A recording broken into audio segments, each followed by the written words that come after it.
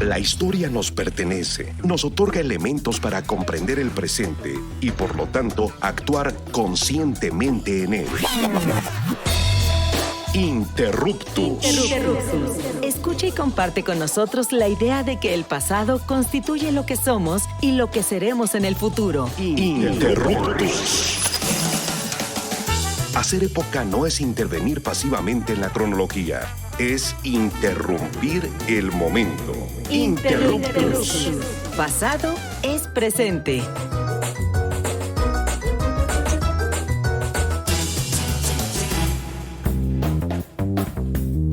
Hola, ¿qué tal, amigas y amigos? Les damos la bienvenida a un programa más de Interruptus, Pasado es Presente, pues su programa de divulgación y reflexión histórica. Y yo soy Misael Chaboya y pues vamos a iniciar una emisión más en la que, como siempre, vamos a tener nuestras reflexiones del pasado desde los referentes del presente. Y el día de hoy vamos a hablar sobre un tema poco conocido, aunque la verdad es que es muy bien estudiado, de una parte de la población novohispana durante el siglo XVI. Pero antes de pasar al tema y presentar a nuestra invitada, quiero saludar a la banda de Interruptus. ¿Cómo están, Carla y Augusto? Bienvenidos a una emisión más. Hola, Misael. Hola, Carla. Pues estoy muy feliz de estar aquí, una emisión más de Interruptus, Pasado es Presente. Igual, muy contenta. Va a estar buenísimo este programa. Sigan aquí. Así es, y bueno, como ya les anunciaba, hoy vamos a conversar con una colega etnohistoriadora. Ella es Citlali Giselle Anguiano Hernández. Y vamos a platicar sobre mujeres africanas en la Ciudad de México durante el siglo XVI. Citlali es doctorante del posgrado en Historia y Etnohistoria, como siempre, de la 3 veces H, honorable, histórica y heroica Escuela Nacional de Antropología e Historia. Es maestra en estudios de la mujer por la UAM Xochimilco y licenciada en Educación y etnohistoriadora por la ENA, además. Sus temas de investigación o principales ejes de investigación son las sujetas femeninas racializadas en contextos coloniales, la experiencia corporal de las mujeres durante el siglo XVI, las perspectivas feministas, antirracistas y recientemente la población femenina de origen árabe musulmán en el siglo XVI. Así que, Citlali, bienvenida a los micrófonos de Interruptus y de Limer. Muchísimas gracias. Y antes de empezar, quiero agradecer como la invitación y sobre todo el interés en la temática. Perfecto. Gracias por la invitación. Y bueno, para iniciar, podríamos, Citlali, si estás de acuerdo, platicar sobre los orígenes, es decir, la llegada de las primeras mujeres y bueno, seguramente también hombres de origen africano a la Ciudad de México, de dónde venían. Y ahora que lo digo, me imagino que a lo mejor llegaron más hombres que mujeres. Eso nos lo podrás ahorita responder. Sí. Miren, antes de entrar como en materia de cómo llegan estas mujeres, hombres e infancias en el siglo XVI, me gustaría, sobre todo para que también quien nos escucha, pues entienda un poquito de quiénes son estas mujeres y qué implica el siglo XVI, ¿no? Hay un documento por aquí que para mí es un parteaguas, como es la bula intercaetaria de Alejandro VI en 1493, en donde se parten el pastel, ¿no?, del planeta, España y Portugal. África para los portugueses y América para los españoles. Es como el primer parteaguas de lo que va a ser por lo menos relaciones geopolíticas muy importantes para el siglo XVI. Entender esto nos va a ayudar sobre todo a ver que las migraciones durante el siglo XVI, sobre todo de africanos, pues obviamente por parte de quién viene, ¿no? Y ahí entramos como en materia también de entender a un siglo XVI que generalmente en México se nos explica a través de población indígena y de población española. No hay como el elemento africano ahí en las explicaciones. Y regularmente se explica los procesos de colonización y de conquista pues a través de estas dos poblaciones. Pero como vamos a empezar a ver de cómo llegan estas mujeres, la primer migración que hay de población de origen africano es a través de hombres y viene sobre todo en las huestes de Cortés. Vienen en su compañía no solamente como militares, sino también como parte de la servidumbre.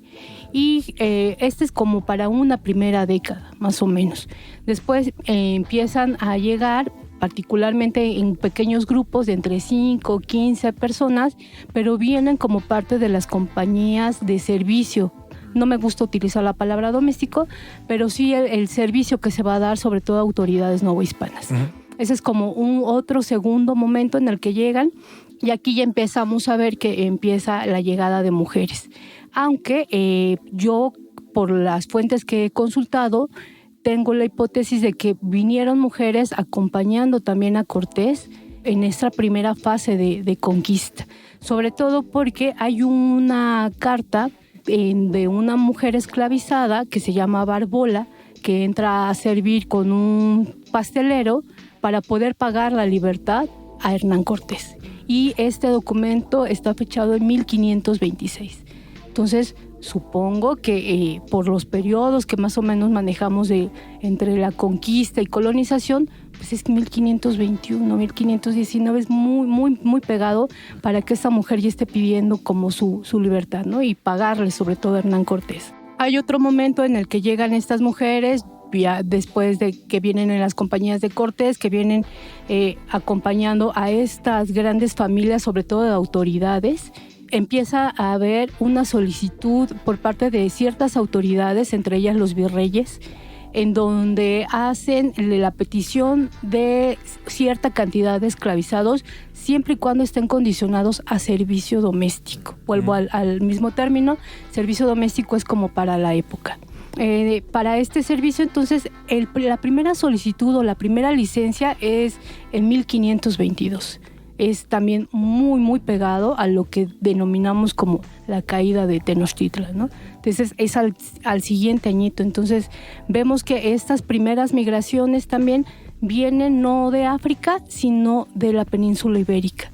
Eso que nos indica que hay previamente en esta partida del pastel entre Portugal y España, pues que los grandes traficantes, por lo menos para la primera mitad del siglo XVI, son los portugueses, y como España no puede entrar al continente africano a hacer la captura de esclavizadas y esclavizados, pues obviamente ahí entra Portugal. Entonces, esta primera oleada de migración viene desde la península ibérica, particularmente de ciudades como Sevilla, Cartagena, que no es Cartagena de Indias en Colombia, sino es Cartagena, el puerto que está en España, y son de las ciudades principales de donde vienen estas primeras mujeres, y particularmente ya para la segunda década del siglo XVI, estas mujeres vienen ahora sí del continente africano, y se les denomina como esclavizadas bozales o esclavizados bozales, y vienen directamente del continente africano, es decir, que no tuvieron contacto previo con ninguna práctica hispana, ni de religión, ni de lengua, ni de vestimenta, nada. Generalmente después vamos a ver por las complejidades que va marcando la propia sociedad novohispana, que se empieza a preferir el servicio y la compañía de mujeres, hombres y niños que vengan directamente del continente africano, porque quienes ya tuvieron cierto contacto o comunicación con prácticas hispanas, pues son quienes generalmente huyen, lo que se le conoce como el cimarronaje, y son pues generalmente personas que no son como tan moldeables para poder como hacer ciertas actividades. ¿Qué podría explicar que los que ya estaban digamos en contacto con la cultura hispana fueran cimarrones? Por ejemplo, aquí en este caso, por ejemplo, las ladinas o los ladinos, ¿no? Que es el proceso por el cual ya atravesaron, que conocen ciertas prácticas, sobre todo religiosas, de la cultura hispana. Tiene que ver también, y esa es otra como de las hipótesis que trabajo en el doctorado, que tiene que ver sobre todo porque tienen otras expectativas de lo que es su arribo a la Nueva España. Ajá. Que ya no son, llegando a la Ciudad de México, están, para ellos creo que tienen las mismas condiciones o las mismas oportunidades de la población hispana y de la población que ya estaba aquí recibiendo y que son de origen africano. ¿La lengua también tendrá que ver? La lengua también, obviamente, pero yo creo que sobre todo son las expectativas y las oportunidades que ven aquí en la Nueva España. Recordemos también que la Nueva España pues es otra Nueva España, ¿no? Lo nuevo hispano pues atiende a esa otra nueva realidad. Y había un desmadre administrativo, ¿no? Sí. Yo creo que el siglo XVI se puede entender en 4 grandes estadios. Uno es precisamente como esta fase en donde no sabemos ni quién es autoridad, si es el Hernán Cortés, si son autoridades virreinales las que van a llegar. El virreinato de la Nueva España se establece hasta 1535. O sea, ya pasaron más de 10 añitos desde lo que es la conquista, y posteriormente el reconocimiento formal por parte de la corona se da hasta 1542. Entonces vamos a ir pasando por una serie de etapas en donde la Nueva España, pues obviamente no se acaba ni de ajustar ni de acomodar. La traza de la Ciudad de México no es como la ciudad como ahora la conocemos, ¿no? La ciudad es el pequeño cuadro que actualmente es el Zócalo capitalino. Claro. Entonces, entender a la Ciudad de México es entender ese pequeño cuadrante, ¿no? Entonces era fácil escaparse, irse al cerro, yo creo, ¿no? Sí. Y entre Veracruz y la Ciudad de México era un mundo desconocido. Y sobre todo yo creo que las oportunidades que ya ve la población de origen africano al llegar a la Nueva España, pues van a ser fundamentales, sobre todo, por ejemplo, para entender el cimarronaje. Hay evidencia documental que nos indica, por ejemplo, que estas mujeres huían junto con su descendencia, hijas o hijos, y por ejemplo que preferían irse a trabajar a reales de minas, ¿no? Entonces eso nos está hablando de que buscan ciertas expectativas de movilidad social. Bueno, pues amigas y amigos, de verdad estamos en un tema súper interesante y vamos a retomarlo, ¿no? Regresando de este breve corte. Como escuchan y como saben, estamos conversando con la historiadora Citlali Giselle Anguiano Hernández sobre mujeres africanas en la Ciudad de México en el siglo XVI. Y pues recuerden seguirnos en nuestras redes sociales, Facebook e Instagram y X, antes Twitter. Me gustaba más el nombre antes de Twitter. Y por supuesto, ¿no? También andamos en www.imer.mx/programas. Volvemos en unos minutos, no se vayan.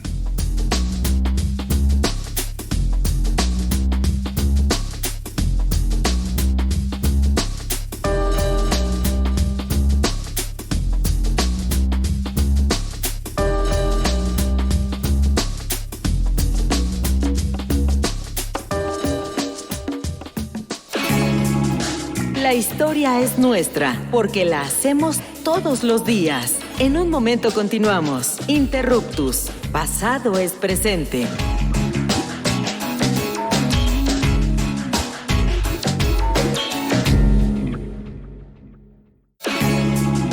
No somos los mejores del mundo, pero sí los mejores del rumbo. Continuamos en Interruptus, conocimiento histórico para que no te tuerza la policía intelectual.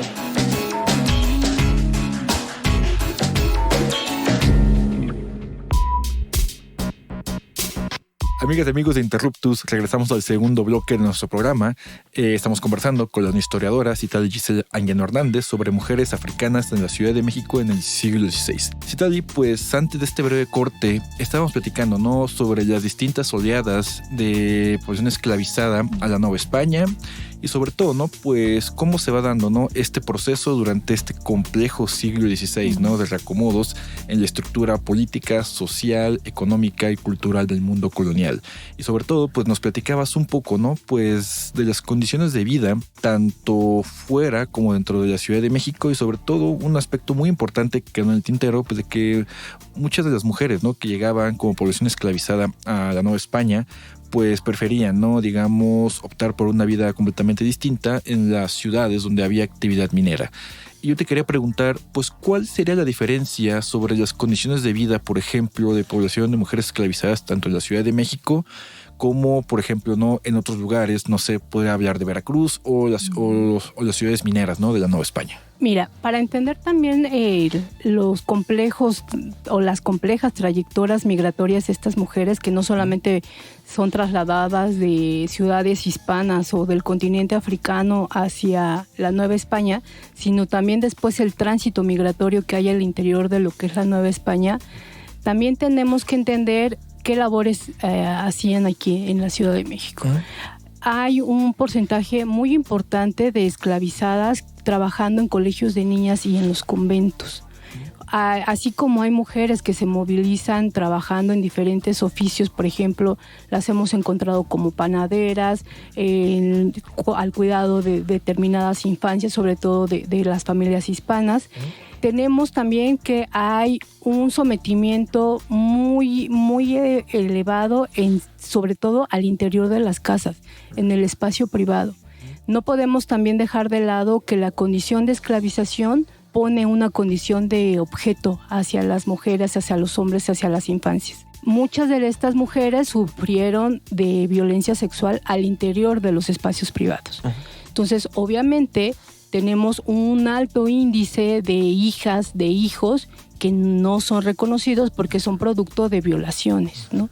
Entonces, si hay ciertas condiciones de violencia, pues obviamente pues optan por una mejor condición y que dicen, pues me voy a un real minero, en donde posiblemente está más aislado de que la Ciudad de México. Yo tenía una duda, por ejemplo, ¿hay forma de saber de esta violencia que se llevaba a cabo dentro de las casas?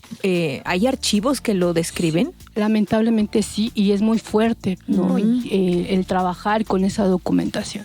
Hay, sobre todo en el Fondo Inquisición del Archivo General de la Nación, hay documentación que describe los actos de violencia que había en contra de las mujeres, ¿no?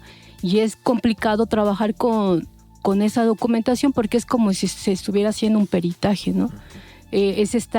Hay el caso de una mujer de origen africano que es castigada de manera pública en una casa y el propietario de esta esclavizada obliga a uno de los hijos de esta esclavizada a jugar con un palo de madera en las partes nobles de la mujer, ¿no? Es decir, en los genitales. ¿Cómo es lo de castigo público en una casa?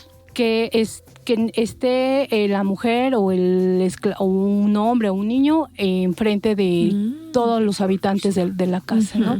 También hay otro tipo de castigos, por ejemplo, en donde podemos ver un caso, por ejemplo, de 1536, también del Fondo Inquisición del Archivo General de la Nación, en donde las implicadas, de manera, digamos, como oficial, jurídica, pertenecen a los 3 grandes sectores poblacionales de la sociedad novohispana, que son españolas, indígenas y afros. Y regularmente quienes son exhibidas de manera desnuda y a quienes se exhibe y a quienes se azota, aparte con 100 azotes, pues es a las africanas, ¿no? Y a las españolas, por ejemplo, la única reprimenda que hay es que estén encerradas en sus casas. La población indígena está exenta de cualquier castigo y de ser procesada. Entonces, volvemos como a las particularidades que tiene esta población y que sobre todo también la lectura de las fuentes, pues obviamente tiene que ser con otros ojos, ¿no? Es complicado el acercarse a diverso tipo de fuentes, sobre todo del ámbito judicial o, por ejemplo, de lo que puede ser Inquisición, que más o menos tiene como la misma función como para el periodo. También podemos encontrar información sobre agresiones en los archivos de notarías, ¿no? Fíjate que, pues finalmente, una de las cuestiones que yo estaba pensando, que son como los más, de pronto más difíciles de entender cuando trabajamos con este tipo de población que generalmente no aparece tanto en la documentación, es muy difícil historiarla, pues siempre está como ligada a ámbitos judiciales, ¿no? Y su aparición y representación en los documentos tiene que ver con la mirada española frente a una persona que se considera pues criminal, que ha cometido alguna falta moral, etcétera, ¿no? Entonces, pues mucho de esta forma en cómo historiamos a la población indígena o negra de la época novohispana tiene que ver con la mirada española, ¿no? Y cómo las sanciones, en este caso lo que nos estás comentando, tienen que ver pues con los castigos públicos como escarmientos pues sociales, digamos, pero al mismo tiempo morales, ¿no? Yo te quería preguntar, Citlali, ¿qué pasa con, pues, cómo se va integrando esta población africana? ¿Qué pasa con las mujeres, por ejemplo, libres? ¿Había mujeres libres africanas? ¿Cómo empieza a haber también estos procesos de mezclas biológicas con población india? Y cómo, pues, a pesar de que estaba, pues, en la norma prohibido mezclarse indios con negros, de pronto pues tenemos un montón de lo que ya después se va a empezar a denominar castas, que son muy abundantes, sobre todo en las ciudades y en reales de minas, ¿no? Me gustaría ahí hacer algunas precisiones. Por ejemplo, para el 1553 el segundo virrey de la Nueva España le manda una misiva a Carlos I y hace no sabemos, porque la propia fuente no nos los indica, si se hizo un censo. Pero para 1553 nos da una cifra de 20,000 personas de origen africano en la Ciudad de México. O sea, es una cantidad considerable para la década, ¿no? De 1550. Estas mujeres están en todos los ámbitos de la sociedad. Las vemos trabajando desde el espacio privado, cuidando niños, sirviendo como chichiguas, es decir, que lactaban a algunas niñas, a algunos niños. También las vemos, por ejemplo, en las plazas y en los mercados públicos comercializando. Hay evidencia documental en donde, para poder pagar su libertad, salen a comercializar sobre todo alimentos. Entonces las vemos en todos los espacios. Una vez, por ejemplo, que obtienen su libertad, pues obviamente se les da su carta de alorría o su carta de libertad. Hay también una infinidad de mujeres libertas, de mujeres libres, y que nos ayuda a entender que la población de origen africano, y sobre todo las mujeres, siempre se entienden generalmente a partir de que son esclavas, negras. Y eso obviamente borra toda la complejidad cultural y social que hubo de estas mujeres. Estas mujeres, por ejemplo, me di a la tarea de traer algunos casos como muy particulares. Por ejemplo, Ana Hernández es descrita como una negra libre y tiene la capacidad sobre todo económica y financiera para poder hacer hasta su testamento.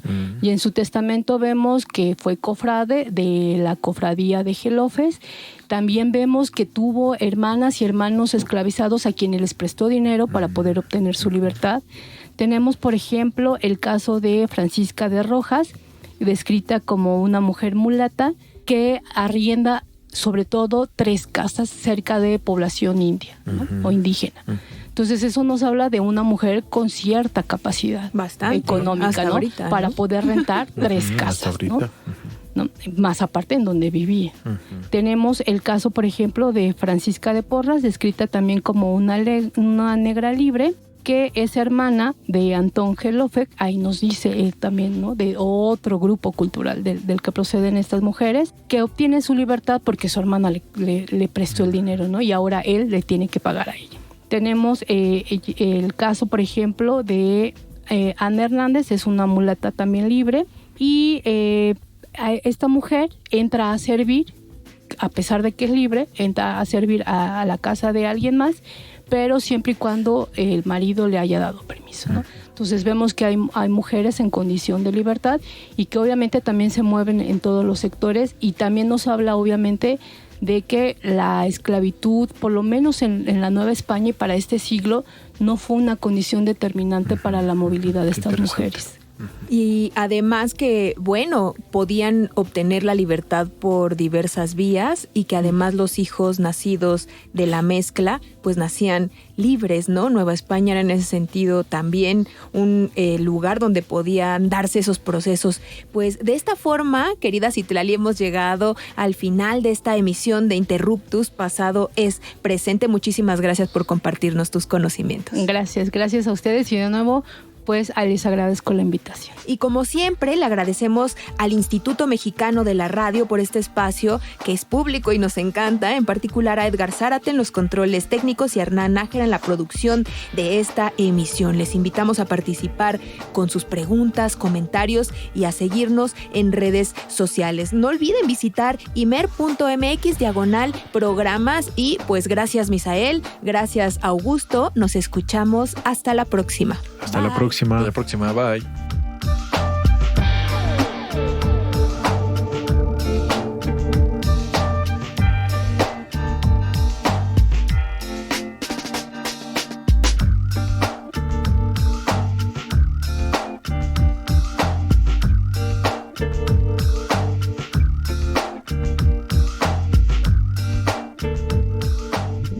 Interruptus. Los esperamos la próxima semana para seguir indagando en la diversidad cultural y social de México, desde la mirada histórica. Interruptus. Porque comprender nuestro pasado es primordial para entender nuestro presente. Interruptus. Pasado es presente.